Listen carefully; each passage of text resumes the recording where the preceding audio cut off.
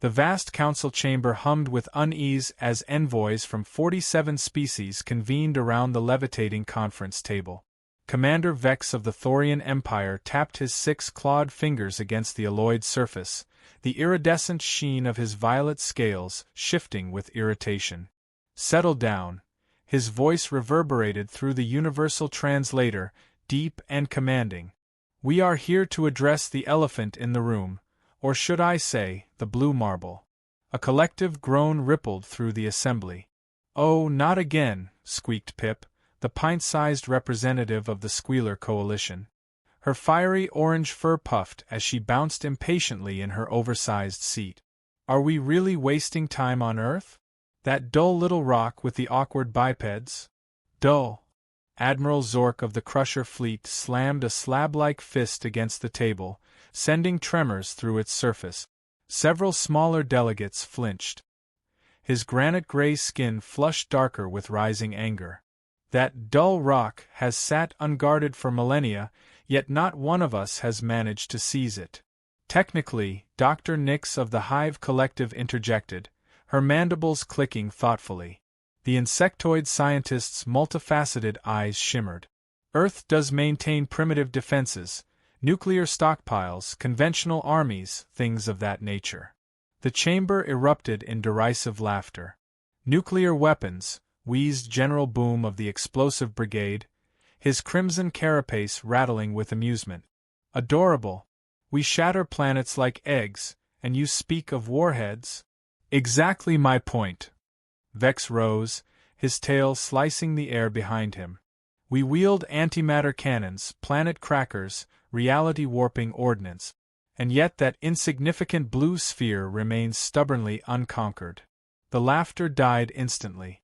Silence pressed upon the chamber as the implications sank in. From the shadows, Captain Flux of the Shapeshifter dynasty lifted a restless tendril. "Wait, you mean to tell me, no one here has truly tried? No one launched a proper invasion?" "Plenty tried," Senator Grimm of the Shadow Realm muttered, his silhouette shifting like smoke. His voice oozed through the silence. "The question isn't who tried, the question is where they went." A shiver rippled across the assembly. "What do you mean?" Pip's squeak had lost its playfulness. Grimm's eyes glowed like embers as he swept his gaze across the gathered envoys. 3 centuries ago, the Ravager Horde deployed a full invasion armada, 5,000 ships bristling with weapons. For 1 week, they transmitted reports. Then nothing. Not a single signal since. "That?" Dr. Nix stammered, her compound eyes blinking rapidly. "That can't be. The Ravagers conquered 17 systems before Earth. They vanished. Just like the Plasma Lords, the Steel Claw Empire, and the Quantum Raiders," Grimm said coldly.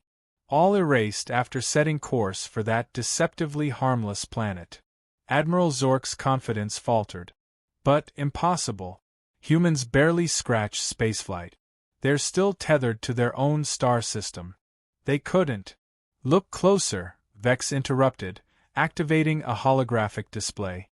Earth shimmered at the center of the galactic map. "Study the navigation charts.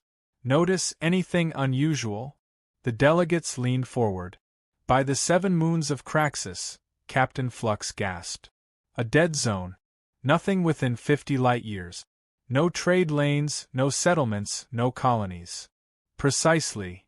Vex's claw slashed through the projection.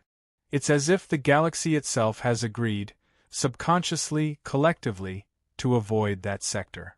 "But why?" Admiral Zork demanded. "What could terrify pirates, mercenaries, and warlords alike into steering clear of one backwater world? Coincidence?" Pip suggested weakly. "Space is vast, lots of empty regions." "Oh yes," Vex sneered, sarcasm dripping. "Just coincidence that every war fleet that approached Earth disappeared. Coincidence that merchants refused to chart routes there. Coincidence that the finest reconnaissance drones report inexplicable malfunctions the moment they enter scanning range." A suffocating silence enveloped the chamber. At last, Dr. Nix's voice cut through, soft, brittle. "Then, what do you propose we do?" Vex's eyes gleamed with predatory intent. We discover the truth. We uncover what makes Earth untouchable. And how, Zork pressed, do you suggest we manage that? Simple. Vex's grin unfurled, baring serrated teeth. We send a reconnaissance team. Small. Untraceable. Close enough to watch humans directly. If they return, we learn their secret. And if they vanish. Pip's ears flattened.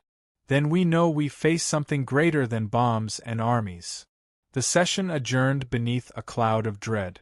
3 hours later, the council gathered again, this time in the archive chamber. Holographic displays flickered all around, casting spectral light on the delegate. Data streams scrolled like endless rivers of memory. Dr. Nix stood at the center, mandibles clicking in nervous rhythm. Prepare yourselves, she warned. Because what I uncovered will make your exoskeletons crawl. She activated the first projection, a vast crimson fleet, its banners drenched in blood-red light. The Bloodfang Armada, she began. 8 centuries ago, commanded by warlords / masters of planetary domination, they crushed 43 worlds in 2 decades. I remember, Admiral Zork muttered grim. Savage conquerors. What became of them at Earth? Dr. Nix's voice dipped to a hushed whisper. Their final transmission confirmed orbital supremacy within 6 hours. Total dominance. Humanity had no means to resist. So they triumphed? Pip asked, almost hopeful. That's what they believed, Nix continued. Slash's last recorded words were, and I quote, pathetic world secured. Ground assault underway. These fragile creatures will make fine slaves. Victory assured. The chamber leaned in. And then, Captain Flux demanded. Dr. Nix's mandibles clicked once. Her eyes burned with unease. Then, silence. Absolute. Eternal. No distress signals. No calls for reinforcements. No follow-up reports. It was as if the entire Bloodfang Armada had been erased from existence. A restless shuffling rippled through the chamber. Surely, Senator Grimm's shadowed voice interjected. Someone investigated. A search fleet? Anything? Oh, they tried, Dr. Nix replied, summoning a fresh display. The Bloodfang High Command dispatched 3 separate rescue missions over the next 50 years. Her mandibles clicked ominously. Care to guess what became of them? Silence swallowed the chamber. Let me guess, Vex muttered dryly. They all decided to take extended vacations on Earth? Dr. Nix ignored the sarcasm and conjured a new hologram. Jagged ships with writhing appendages shimmered into view. The Tentacle Terror Syndicate, 6 centuries ago. Masters of psychological warfare. Entire civilizations crumbled before them without a shot fired. I've heard of them, Pip whispered, her fur bristling. They could make entire worlds surrender by just broadcasting terror. Precisely. Nix's voice lowered. When they approached Earth, they deployed their standard arsenal of fear transmissions, expecting immediate collapse. Admiral Zork leaned forward, grim. Let me guess. It didn't work. Oh, it worked, Dr. Nix said, her compound eyes glinting with disturbed fascination. But not in the way they anticipated. Instead of paralyzing the humans, the fear projections amused them. A stunned hush fell. The Syndicate's final messages report humans consuming their broadcasts as entertainment, calling them horror movies, building haunted houses to mimic the sensations. That's unnatural, Captain Flux stammered, his form rippling with unease. Fear should immobilize prey, not delight them. Nix's mandibles clicked with grim finality. It gets worse. Humans began responding in kind. They produced their own broadcasts, horrors so grotesque, so imaginative, that half the Syndicate's fleet suffered full psychological collapse. The other half attempted a direct assault. Vex's eyes narrowed. And their last transmission declared, initiating close-quarters mental combat. Resistance impossible. That was 4 centuries ago. Shortly after, the Tentacle Terror Syndicate dissolved, officially citing irreconcilable differences with reality. The chamber's air grew heavy, colder, as if the shadows themselves pressed closer. "Please," Pip whimpered, "tell me it improves from here." "Oh, Pip," Nix murmured with unsettling amusement. "We are only beginning." The hologram shifted again. This time, sleek geometric warships gleamed across the chamber. "The Machine Collective," Nix continued. 3 centuries ago. Pure artificial intelligence. No emotion. No fear. No weaknesses. Only logic and overwhelming force. "Machines cannot be broken psychologically," Admiral Zork declared, clinging to confidence. "What could humans possibly do to them?" Dr. Nix spread her spindly limbs, enlarging the display. The collective calculated a 99.7% chance of victory.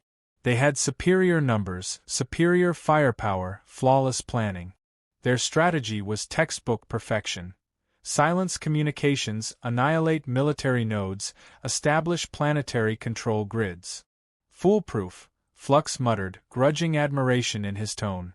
"That's what they thought." Nix's voice sharpened. "But the data burst they left behind speaks of something they had not anticipated, what they termed creative problem-solving and unpredictable innovation." "That doesn't sound threatening," Pip said hopefully, though her voice trembled. "Oh, but it was." Nix's eyes glittered with strange dread. The collective logged humans defying every tactical principle known to machine warfare. They converted household objects into weapons. They turned infrastructure against the invaders.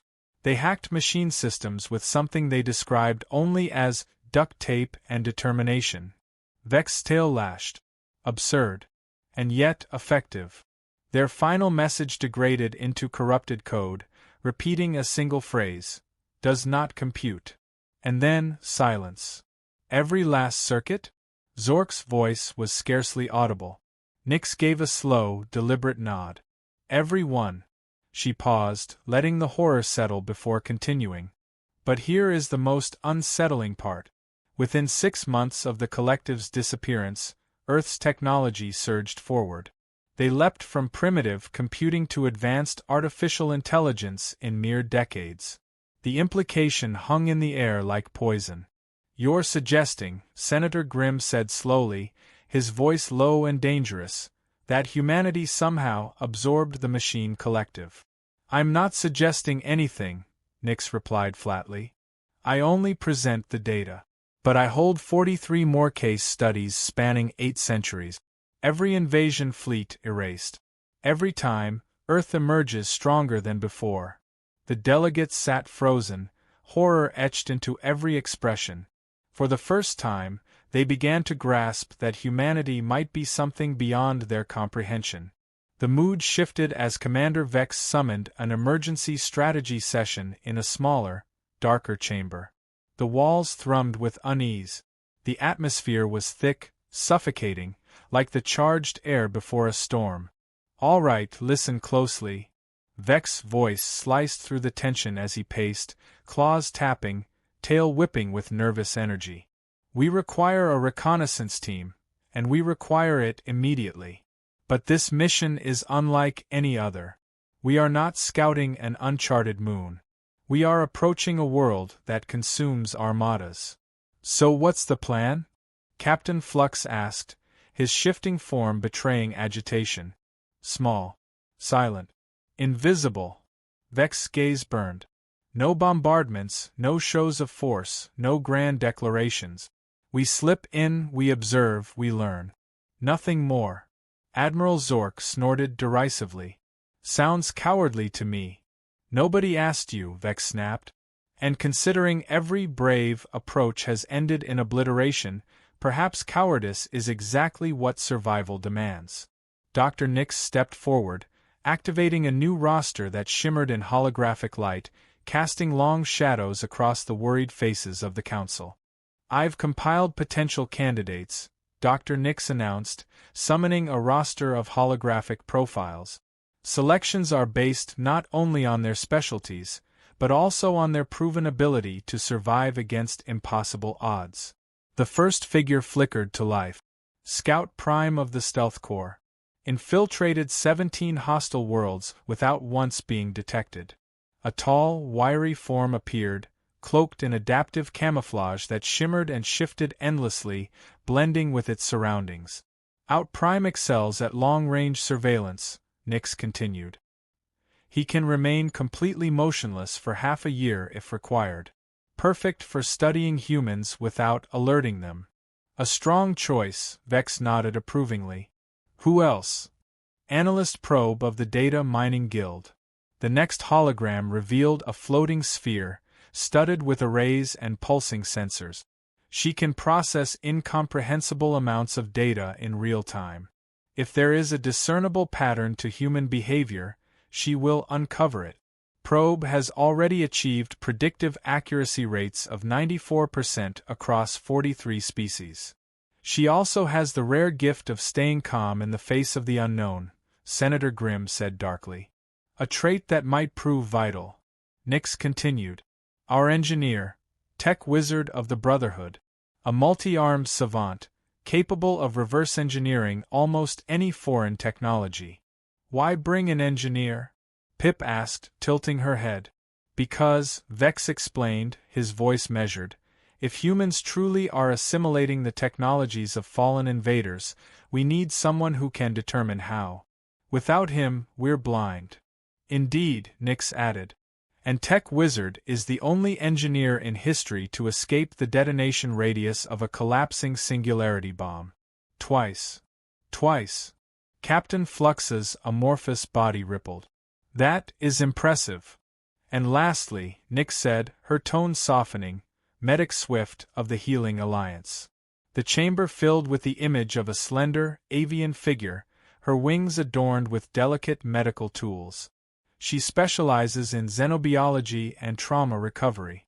Physical or psychological, she can mend it. Medical staff? Zork scoffed. On a mere reconnaissance mission? Vex's expression darkened. I anticipate everything. If our team encounters trouble, I want them alive to report it. Swift has extensive experience treating mental collapses, something we must consider after the fate of the Tentacle Terror Syndicate. A heavy silence settled over the chamber. So, Vex declared, our unit is set. Scout Prime for stealth, Analyst Probe for interpretation, Tech Wizard for technology, Medic Swift for survival. Together, they form the sharpest blade we can wield. And leadership? Senator Grimm pressed. I will lead the mission myself, Vex replied, his teeth bared in that unsettling grin. This is too crucial to entrust to another. And if you don't return? Pip's voice wavered. Then you will know we either uncovered something worth dying for or something that refused to let us go. Dr. Nix activated the mission timeline. Deployment aboard a modified stealth craft equipped with adaptive sensors and enhanced cloaking. Travel time to Sol, 12 days. Duration on-site, 30 days. At the end of that period, regardless of outcome, the team will return. Mandatory. Tech Wizard's metallic timbre cut through the speakers from the engineering deck. What if data demands more time?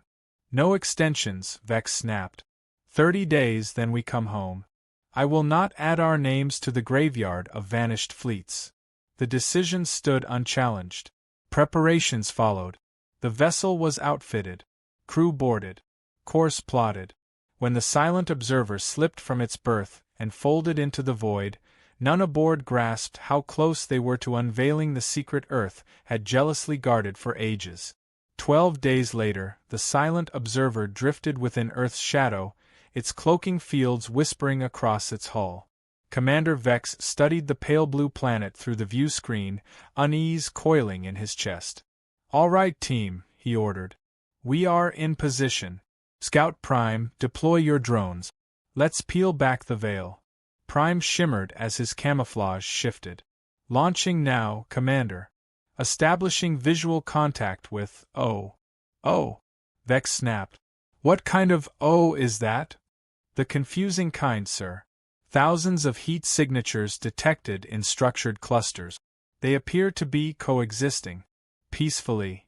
Probe's sensors word. Confirmed. No planetary-scale warfare. No systemic armed conflict. A global population living in relative stability. Illogical for a species said to annihilate invasion fleets. Medic Swift tilted her feathered head, puzzled. Perhaps they are still recovering? Rebuilding after the last attempted conquest.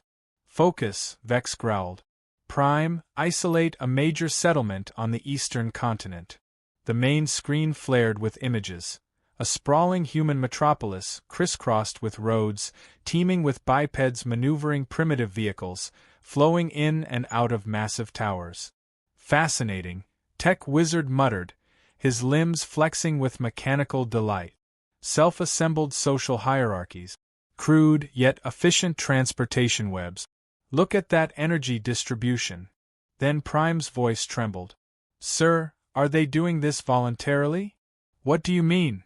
Vex demanded. I detect no slave drivers. No coercion fields. No enforcement systems. They appear to cooperate freely. Probe's lights flickered wildly. Impossible. Civilization at this scale requires compulsory structures. Search again for hidden mechanisms, mind control nodes, fear projectors, compliance signals. Negative, Prime replied after a tense pause. Drones confirm. No external controls. Pure self-organization. Self-organizing. Vex's voice cracked despite himself. No species sustains complex civilization without absolute hierarchy. Commander, Swift interjected nervously, I detect anomalies in their biometrics. Stress hormone levels are high, but not the kind triggered by fear or oppression. Something else drives them. Then what's driving it? Medic Swift asked, scanning the data streams. Her feathers ruffled with unease. Probe hesitated. I think they're stressed about being late for something called work. And there's a phenomenon labeled traffic. It appears to be a constant source of anxiety. The team exchanged baffled looks. They voluntarily induce stress? Tech Wizard's mechanical voice carried disbelief. What manner of psychological conditioning is that? Focus on individuals, Vex ordered, his tone sharp. Perhaps smaller groups will make more sense. Scout Prime shifted his drones to observe a suburban cluster. Visual acquired. A family unit. 2 larger specimens, 2 smaller ones. But something is strange. Define strange, Vex said warily. The adults appear to nurture the smaller ones. Provide food, shelter, education, protection. Prime paused. And they seem to enjoy it. Enjoy child-rearing? Medic Swift gasped. That contradicts every model of resource optimization. Offspring are a burden to most species. At best, tolerated. It becomes stranger, Prime continued. One of the small ones has fallen, minor injury. The adult immediately abandons all other activity to comfort it. And this part is accurate. He produced exaggerated facial distortions while emitting rhythmic vocalizations until the smaller specimen began exhibiting signs of happiness. Probe's lights flickered in confusion. Rhythmic vocalizations? You mean a war chant? No, Prime said. More like attempting to reduce pain by being silly. The bridge fell silent. Tech Wizard's arms twitched hesitantly. Analyzing global technological signatures. Commander, the humans have developed something extraordinary. Finally, Vex said, leaning forward. Advanced weaponry we can quantify? Not precisely, sir. They have constructed a planetary-scale information network. Instant communication across their world. Vex exhaled in annoyance. Basic infrastructure for any mature species. Yes, but, sir, they use it primarily to exchange images of small, furry animals. What? Vex growled. And recordings of their offspring performing amusing behaviors. Images of food. And endless disputes about whether certain colors are other colors. A sharp throb pounded behind Vex's eyes. That makes no tactical sense whatsoever. Wait, Prime interrupted. I've located a group engaged in what appears to be ritual combat. Finally, Vex's tail lashed with eagerness. display their warrior drills. Let's see true military discipline. The screen filled with an open field where bipeds pursued a spherical object, attempting to pass it between two posts. This is combat? Admiral Zork's voice crackled across the long-range comm link. I think so, Prime said uncertainly. Observe their coordination, agility, strategic maneuvers. They train as warriors. Yet they cheer when successful. And the spectators are producing loud, supportive sounds. They enjoy their combat training? Medic Swift asked, horrified. Apparently so. And worse, when it concludes, both sides congratulate one another. They consume shared beverages together. They fraternize with the enemy? Vex roared. That violates the foundation of warfare. Probe's lights dimmed thoughtfully. Commander, perhaps we've miscalculated. We've equated their apparent peace with weakness. But what if peace is a choice? The chamber froze at the suggestion. You mean, Vex said slowly, his voice edged with dread, humans are capable of extreme violence yet abstain by will? Probe's voice was hushed. Look at the evidence. They construct cooperative societies without coercion. They nurture offspring far beyond necessity. They distribute resources freely. They transform combat into entertainment, and rivalry into fellowship. Swift's feathers trembled. What kind of species is secure enough to choose peace? To turn survival into play? Tech Wizard's sensors spiked. Commander. Detecting massive underground networks across the planet. Hardened bunkers. Armories. Defensive grids. This is no defenseless world. It's a fortress, masked as a garden. And the most chilling detail, Swift whispered, is that they are not even using it. Vast destructive capability, untouched. Instead, they chase spheres across fields and trade images of creatures with fur. Commander Vex's gaze lingered on the serene images flickering across the view screen. For the first time, he understood the truth. Earth had never repelled fleets with superior firepower. It had undone them with restraint. A weapon infinitely more dangerous than annihilation. 3 days into the mission, Scout Prime's voice crackled urgently through the comms. Commander? You must see this. Vex sighed.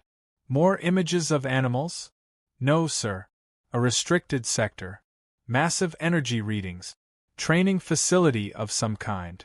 At last. Vex leaned forward, heart thundering. Show me their academies of war. Let's see what this world hides beneath its playfulness. The screen flickered to reveal a barren desert landscape dotted with structures and armored vehicles. What materialized next froze every alien aboard in silence. By the 7 sons of Arcturus, Tech Wizard's mechanical voice faltered. Those are military vehicles. The terrain bristled with titanic metal constructs. Tracked behemoths armed to the teeth. Sleek flying predators slicing the air with disciplined precision. And formations of soldiers moving with the kind of coordinated lethality only hardened veterans displayed. Probe, Vex's voice was strained. Scan them. Tell me this is ceremonial. Tell me it's theater. Probe's sensors pulsed frantically across the feed. Commander, Probe's voice was flat, almost unwilling to speak the words. These aren't ceremonial displays. Those tracked vehicles? They fire kinetic projectiles capable of tearing through reinforced armor. The flying craft? They're loaded with enough explosive ordnance to erase entire cities. But yesterday they were chasing balls. Medic Swift stammered, her voice fragile, disbelief choking her. Watch closely, Scout Prime cut in. His drones zoomed closer to a formation of soldiers. They're beginning an exercise. What followed was a performance of orchestrated destruction so flawless that every alien aboard the Silent Observer fell silent. The humans moved like a singular, living organism. Teams split and converged with breathtaking precision, their communications conducted through mere gestures. Air and ground forces interlocked seamlessly, striking with surgical efficiency. And when the battlefield shifted, they adapted instantly, reshaping their tactics with impossible speed. "Look at that flanking maneuver," Tech Wizard whispered, horrified yet awestruck. "They're masking their advance in the terrain itself while coordinating a three-pronged pincer strike." "And those flying craft," Prime added, voice tight with disbelief. "They provide covering fire, even while evacuating their wounded." This level of coordination, Vex's tone was grim, should be impossible without cybernetic links or hive mind integration. But the display was only beginning. "Commander," Probe said suddenly, alarm seeping into her voice, "something unusual. These humans aren't simulating a single opponent. They're training against multiple enemy types simultaneously." The feed split into sectors. In one, soldiers swept through mock urban streets with predatory grace, eliminating targets with ruthless efficiency. In another, they launched amphibious assaults, storming shorelines with maneuvers that would humble the most seasoned space marines. "This is a nightmare," Medic Swift whispered, her feathers trembling. "They aren't preparing for one war. They're preparing for all of them." "It's worse," Prime added quickly. "I'm detecting dozens of these facilities. No, hundreds. All across the planet." "You mean," Vex's voice faltered, almost unwilling to continue. "Not everyone trains like this, Commander. But the scans are clear. Even a small fraction of their population engages in military preparation. Based on their numbers, that's millions of professional warriors." The revelation struck the crew like a gravitational collapse. "Millions?" Tech Wizard's voice cracked. "Millions trained to this degree? And that's only their standing military," Probe interjected bleakly. "Civilians are involved as well. Hunting, martial arts, competitive shooting. To them, combat is recreation." "Recreational?" Vex's claws scraped against the armrest. His tail lashed violently. "They practice warfare for enjoyment?" "Wait," Prime's voice suddenly pitched upward. "Another anomaly. They're deploying specialized equipment." The view screen adjusted. Long, slender devices unfolded across the sands. Human soldiers settled into firing positions, aiming with ritualistic focus. "Sniper training," Probe identified, her voice heavy. "Extreme range elimination drills." The aliens watched as humans struck targets so distant they were invisible to unassisted optics. Each shot found its mark with merciless precision. "Accuracy exceeding 90%, Probe muttered, tone flat with dread. "At ranges our best marksmen would struggle to reach." "And the terrifying detail," Tech Wizard added, his mechanical limbs twitching, "is the weapons themselves. They're the same kinetic projectile devices we dismissed as obsolete toys. Harmless." Medic Swift's feathers bristled, her voice a rasp. "Those primitive weapons can pierce standard combat plating. And those are training versions," Prime said darkly. "Their armories contain far more advanced systems." "Such as?" Vex demanded, though dread clawed at the edges of his voice. "Guided ordnance, area denial systems, electronic warfare arrays." "Commander," Prime hesitated before continuing, "some of these signatures match technologies from the missing fleets." The chamber fell into suffocating silence. "You're telling me," Vex said softly, dangerously, "that humanity has been reverse engineering the weapons of every force foolish enough to invade them?" "It appears so, sir," Probe replied. "But they don't merely replicate. They improve." Vex's claws dug deeper into his chair. "Explain." "The Ravager plasma cannons? Humans refine them into more efficient energy weapons. The Tentacle Syndicate's mind control emitters? Repurposed into what they call psychological operations. And the Machine Collective's adaptive algorithms." Probe's voice cracked. "They've turned them into something called artificial intelligence." The realization swept over the team like a tidal wave of dread. "They've been upgrading with each assault," Probe concluded hoarsely. "Every invasion doesn't weaken them, it fortifies them." Medic Swift's voice was soft, reluctant, yet edged with horror. "And the most disturbing part, Commander, They no longer use this power against one another. What do you mean? Vex demanded. I've been monitoring their global transmissions, Swift explained, feathers trembling. They once fought constantly, what they call nations warring across centuries. But recently that has changed. They still compete, but they've redirected their aggression outward. Toward external threats. Toward us, Probe finished, her lights dim. The weight of revelation pressed on them all. Let me understand, Vex said slowly, each word heavy. Humans spent millennia perfecting war against themselves. Then, once alien fleets arrived, they abandoned internal wars, concentrating everything they had learned against outsiders. That is exactly what happened, Probe confirmed grimly. And each failed invasion only strengthens them further. They capture, they adapt, they refine, and then, they wait. Vex's voice was barely above a whisper. So the more species that strike Earth, the more unstoppable humanity becomes. Exponentially so, Probe replied. The silence that followed was suffocating. For the first time, the predators of the stars felt what their prey must have always known: fear.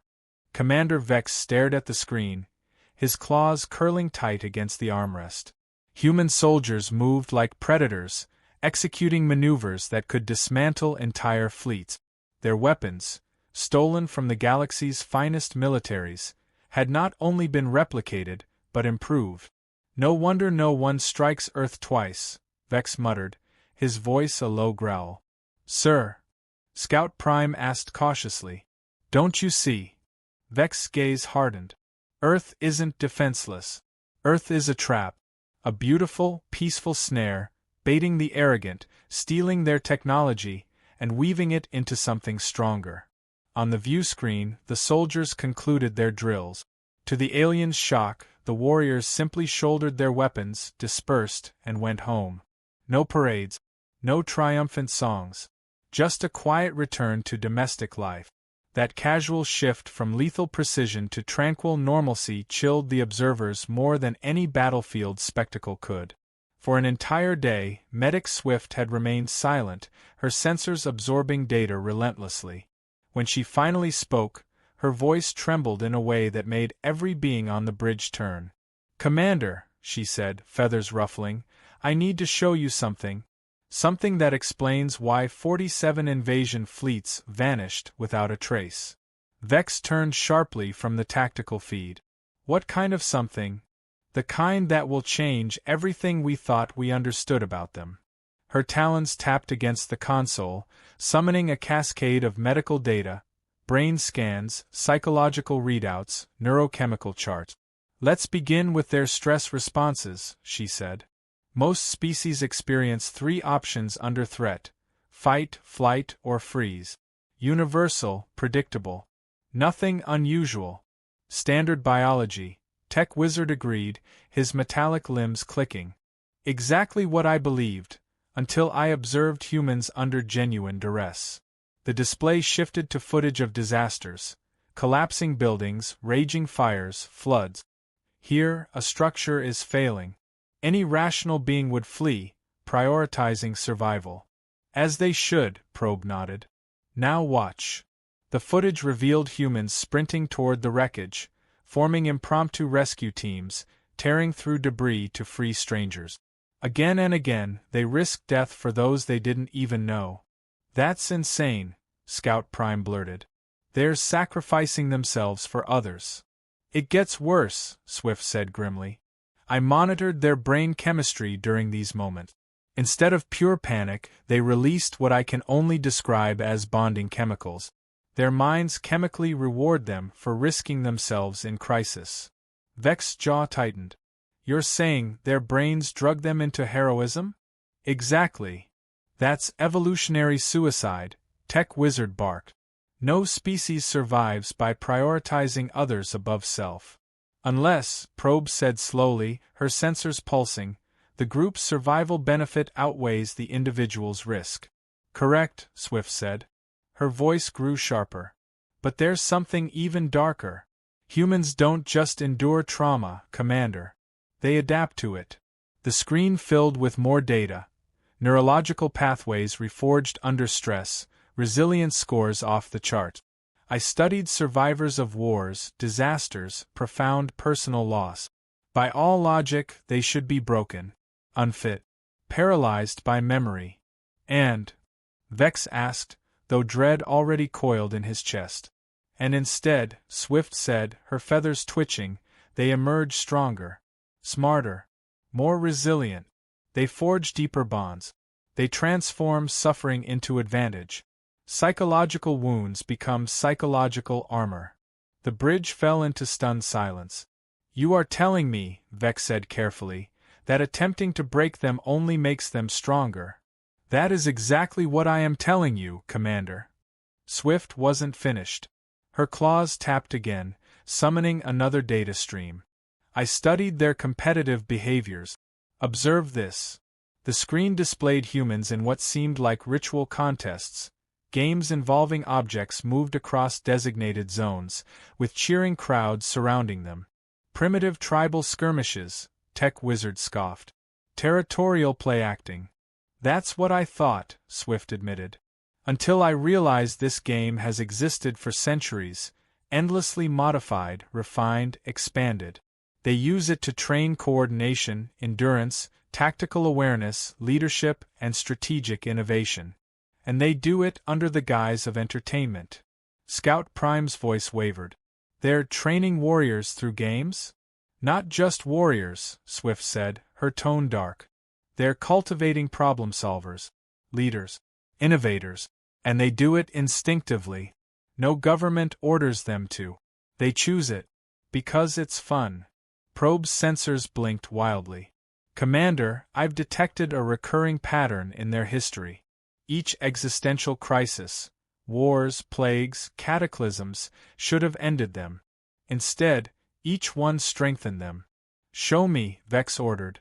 The feed filled with historical data, wars that birthed technological revolutions, pandemics that produced medical breakthroughs, earthquakes and floods that drew communities closer together. It's as if, Swift whispered, they are designed to grow more dangerous the more you attempt to destroy them. Vex's tail lashed with desperation. Then there must be something, Doctor. A weakness. A fault in their psychology we can exploit. Swift's feathers flared as she lowered her gaze. Commander, I found something else. Something that explains the fate of the Tentacle Terror Syndicate, Medic Swift said gravely. Go on, Vex urged, though the twitch of his tail betrayed unease. Humans don't merely resist psychological warfare, Swift continued, they weaponize it. Entire industries exist to manufacture fear, deliberately. That's impossible, Scout Prime whispered. They call them horror films, thriller novels, haunted attractions. They willingly pay to terrify themselves. Swift's feathers rippled with disbelief. They have essentially inoculated their species against fear itself by turning it into entertainment. The bridge fell silent, save for the low hum of ship systems. And there's more, Swift said, her voice reluctant. I've monitored their planetary communications, trying to map their social architecture. And, Commander, they have something called Internet memes. Vex blinked. Memes. It is cultural evolution at light speed, Swift explained. Ideas that replicate, mutate, and spread across their entire global population in real time. Not merely biological or psychological adaptation, but cultural adaptation, faster than anything we've ever observed. Every experience on their planet becomes collective knowledge within hours. Tech Wizard's mechanical limbs flexed in agitation. Commander, do you realize the implications? Every failed invasion does not just teach humans how to counter that one foe. It arms them with the knowledge to counter all possible foes. They don't simply capture our technology, they absorb our tactics, our strategies, our weaknesses. Probe's sensors glowed a cold blue, and they transmit that knowledge instantly across their civilization. Vex turned back to the screen, his jaw tightening as he watched the quiet, almost idyllic lives of humans, walking their streets, laughing, playing games, unaware of the terror they represented to the wider galaxy. The truth finally sank in. Humans weren't dangerous because of their weapons. They were dangerous because nothing in the universe adapted faster. Every attempt to break them only reforged them stronger. Every strike taught them how to survive the next. "Commander," Scout Prime asked quietly, "what do we do with this information?" Vex was silent for a long moment, eyes fixed on the tranquil blue planet below. Finally, he spoke in a voice edged with steel. "We ensure no one is ever foolish enough to attack them again." Tech Wizard's mechanical appendages clicked nervously as he interrupted. "Sir, I've breached their historical archives. You need to see this." Vex exhaled slowly. "Please, tell me it's good news." "Define good news, Commander," Tech Wizard replied bitterly. "If you mean something that helps us sleep peacefully, then no. Absolutely not." The main display shifted, filling with a timeline stretching thousands of years. Tech Wizard's voice carried mechanical distress as he narrated. "I began with recent history, expecting perhaps that humanity's violence was a modern accident. A phase. That was a mistake." "Show me," Vex ordered. The display flared with grainy images of colossal armies, mechanized vehicles, skies blackened by bombers. "This is what they call World War II, Tech Wizard explained. Barely 80 years ago. It was not a skirmish. Not a border dispute. It was planetary war. The entire species engaged." "Planetary," Prime gasped. "But they hadn't even mastered spaceflight. How did they coordinate global warfare?" "Effectively," Tech Wizard said grimly. "They mobilized over 100 million soldiers. They developed aircraft, submarines, tanks, radar technology, all while sustaining industrial production on a scale unimaginable for their level of advancement." Probe's sensors flared urgently. "Scan backward. How long had they been preparing for such a war?" "That's the most disturbing part," Tech Wizard said. "They weren't prepared. They improvised. They invented most of these technologies during the conflict itself." "Impossible," Swift protested. "No species can innovate while fighting for survival. Humans can. And they did." Tech Wizard's mechanical voice darkened. "And worse, it wasn't their first. Before World War II there was World War I. Before that, the Napoleonic Wars. Before that, the 100 Years' War. Commander, humans have been waging organized, large-scale warfare for their entire recorded history." Vex's claws dug into the console. "How long?" "Thousands of years, sir. Not tribal skirmishes. Entire civilizations clashing with millions of soldiers, sophisticated logistics, and advanced tactics. Continuous." The display shifted again. Roman legions marching in precise formation, vast empires carved by steel and discipline. "Observe the Roman Empire," Tech Wizard continued. "They conquered and ruled 3 continents for over 1,000 years. Without energy weapons. Without faster-than-light travel. Through discipline, coordination, and logistics alone." "1,000 years?" Prime whispered. "They sustained a war machine for a millennium?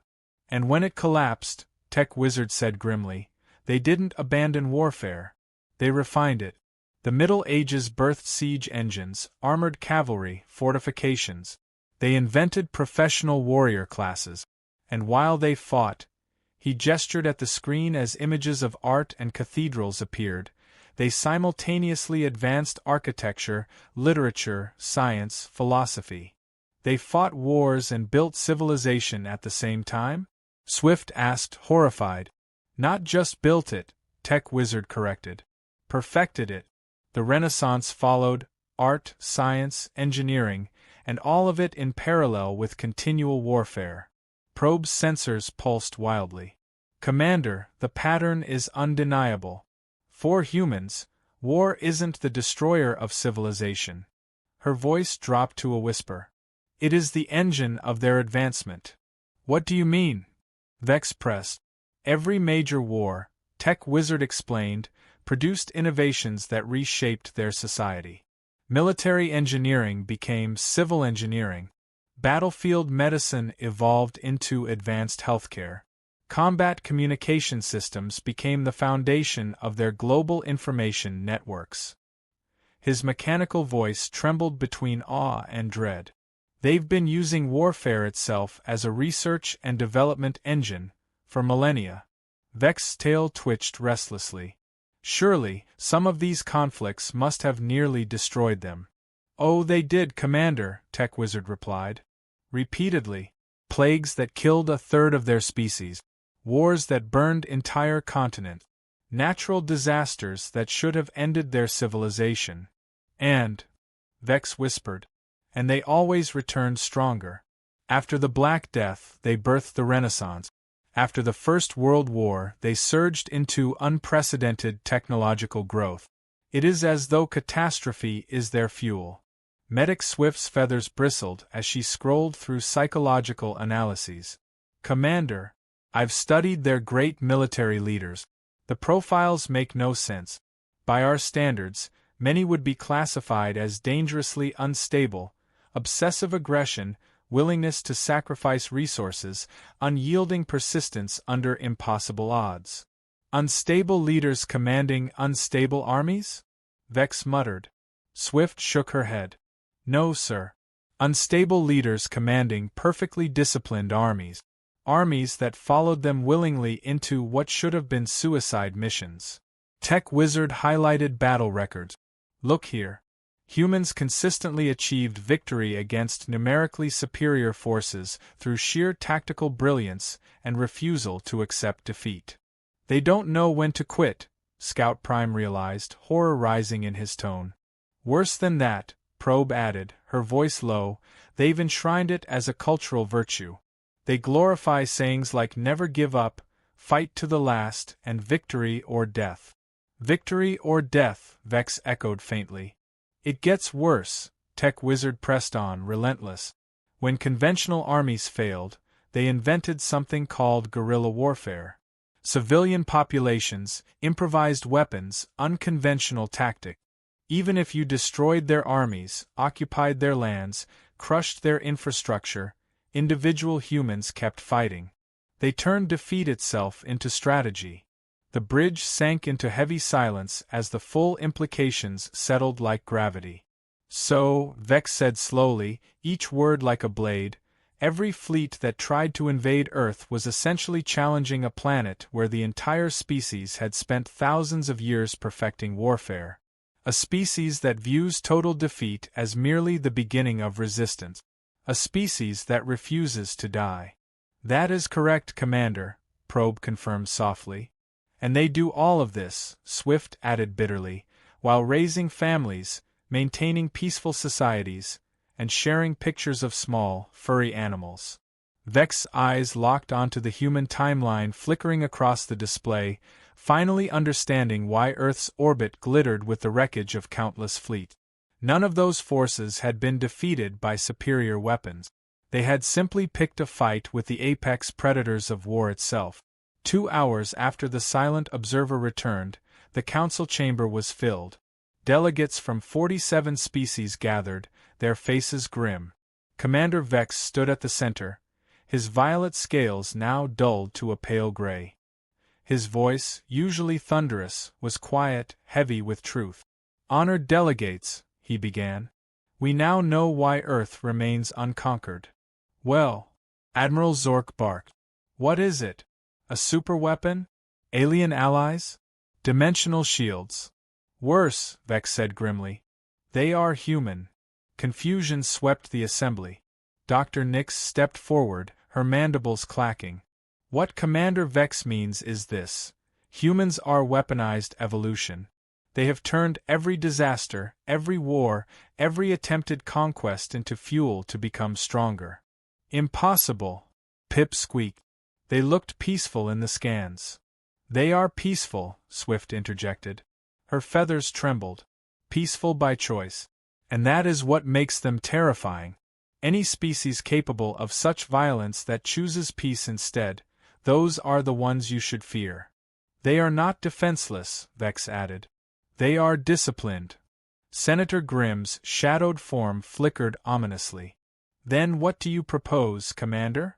Vex's eyes swept across the chamber, meeting the gaze of every delegate, many of whom had once dreamed of claiming Earth for their own. I propose we leave Earth alone. Forever. And if someone ignores this? General Boom rumbled. Vex's teeth glinted in the chamber light. Then they will become another footnote in human history. Another invasion that vanished. Another sacrifice that made humanity stronger, more united, and more prepared for the next fool who mistakes peace for weakness. The chamber fell silent, until Senator Grimm's voice rang out like a verdict. Motion carried. Earth is hereby designated a protected system. Any unauthorized approach will be considered an act of galactic stupidity. A ripple of uneasy agreement spread across the assembly. The mystery of Earth was no longer a mystery. It was a warning. Earth had not endured because of hidden superweapons or ancient allies. It had endured because humans themselves were the superweapon. A species that had turned warfare into art, and then, terrifyingly, chosen peace as their masterpiece. Narrator's closing message, natural call to action. And so, the galaxy finally understood what countless invaders had already learned too late. Humanity is not to be trifled with. A species that rises from every wound stronger than before. A species that builds civilizations in the shadow of war, then lays down their swords by choice, not weakness. If you've been captivated by this tale of survival, resilience, and the terrifying beauty of humankind's will to endure, don't let the story end here. Subscribe to the channel, leave a like, and share this story with those who would walk beside you into the unknown. Tell us in the comments, what kind of worlds, what kind of civilizations would you like to explore next? Because the universe is vast and humanity's story is only the beginning.